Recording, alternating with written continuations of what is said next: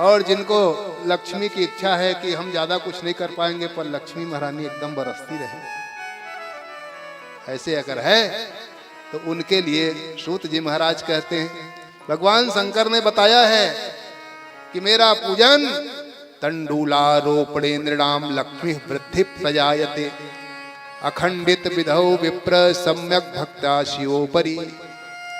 भगवान शंकर के ऊपर जो खड़ा चावल चढ़ाता है, अखंडित टूटा नहीं होना चाहिए, वो अखंडित चावल चढ़ाने से लक्ष्मी वृद्धि प्रजायते, उसके घर में लक्ष्मी सदा बढ़ती है, कभी लक्ष्मी घटती नहीं है। इसलिए भगवान शंकर को खड़ा धो करके, सूखा नहीं चढ़ाया जाता, भगवान को धो करके अखंडित चावल चढ़ाना चाहिए। और जो चावल चढ़ाता है तो सदा सदा उनके घर में लक्ष्मी बढ़ती रहती है, लक्ष्मी कभी कम नहीं होती।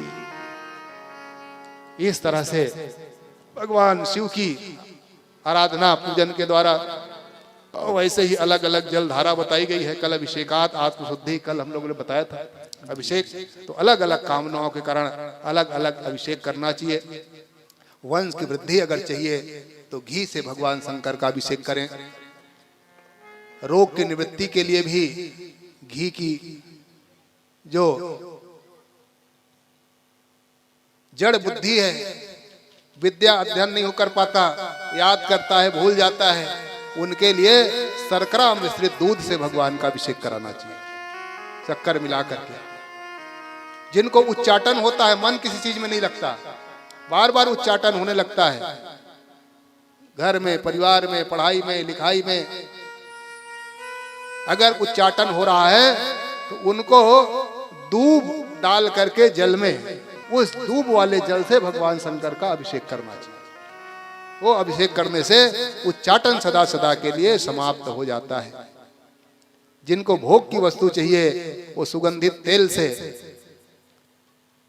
मधु से इनकी भगवान को, अगर बहुत शरीर रोगी आदि है, आनंद की प्राप्ति अगर करना है तो गन्ने के रस से भगवान शंकर का अभिषेक करना चाहिए। इस तरह से भगवान शंकर की अलग अलग पूजन बताया। सनकादि ऋषियों ने पूछा, महाराज ये बात तो सब ठीक है, हमको कुबेर बनना है,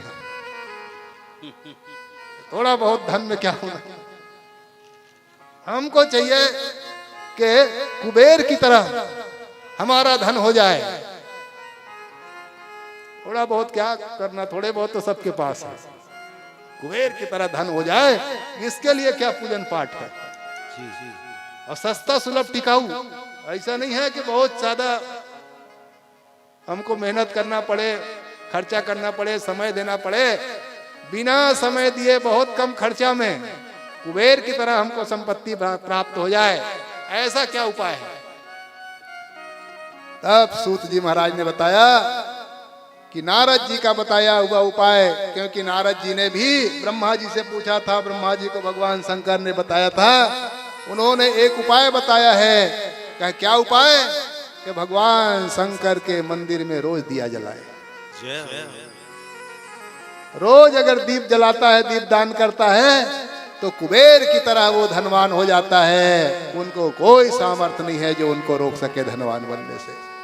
कहा, महाराज जी आप कैसे कह सकते हो, कैसे कुबेर की तरह बन जाएगा? तो उनको कुबेर बनने की कथा सुना दी। उन्होंने कहा, जो कुबेर है ना, आज जो धनपति कुबेर हैं, वो जानते हो कुबेर कैसे बना है? कहा, महाराज कैसे बना? कहा, उन्होंने दिया जलाया था। दीप जलाने के कारण ही आज वो कुबेर के पद पे बैठा हुआ है। कहा, महाराज इनकी कथा क्या है, कैसे दीप जलाया? दीप जलाने कोई अलग तरीका होगा, हम जलाते हैं ऐसे कि कोई और तरीका वाला दीप। तब उनको कथा सुनाया। उन्होंने कहा, सुनो, एक काम्पिल नाम का नगर था। आसीत काम्पिल नगरे सोमयाजी कुलोद्भव दीक्षितो यज्ञ दत्याख्यो यज्ञ विद्या विशारद। काम्पिल नगर में सोमयाग करने वाला, यज्ञ का विशारद एक यज्ञ दत्त नाम का ब्राह्मण रहता था। बड़ा विद्वान ब्राह्मण, यज्ञ आदि करने में बड़ा निपुण था, बड़ा प्रबुद्ध था। ब्राह्मण देवता।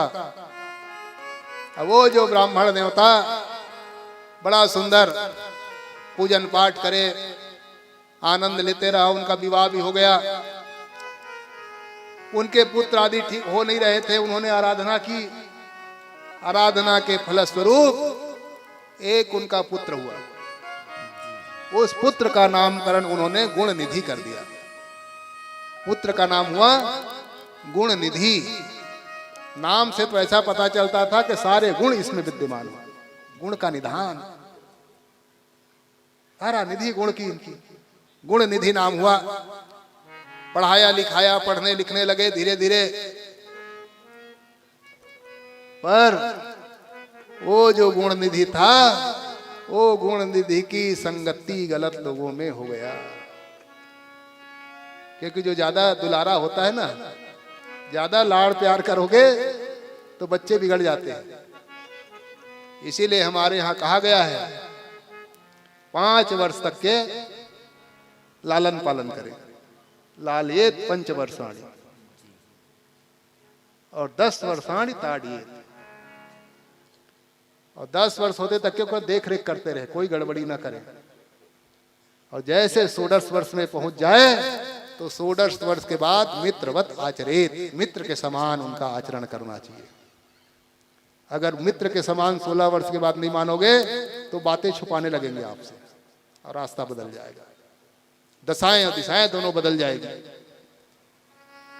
तो बहुत जो ताड़न होता है ना, ताड़ियेत, उनका गलत गलत लोग अर्थ, ताड़न के मतलब अर्थ लगाते। आजकल रामायण में जो ताड़न लिखा है, ये ताड़न के अधिकारी, तो लोग कहते मारने वाला।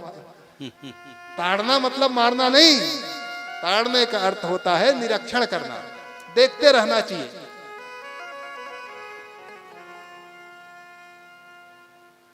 व्यवस्थित उनको करते रहना चाहिए, कहीं दशा दिशा न बदल जाए। इसीलिए उनका निरीक्षण करना, ये ताड़ना। ताड़ना का अर्थ मारना नहीं होता।